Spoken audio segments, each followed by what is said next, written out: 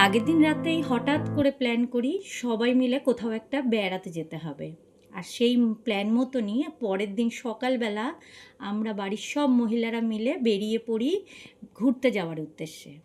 তো এখানে আমরা কোথায় বেড়াতে যাচ্ছি সেটা কিন্তু আমি তোমাদের এক্ষুনি বলবো না, নেক্সট ভিডিওতে তোমরা দেখতে পাবে। তবে পথঘাটগুলো তোমাদের একটু শেয়ার করছি। তোমরা তো অনেকেই জানো আমার বাড়ি রানাঘাট নদিয়ায়। তো আমরা নদিয়ার একটা বিখ্যাত জায়গায় কালকে ঘুরতে গেছিলাম।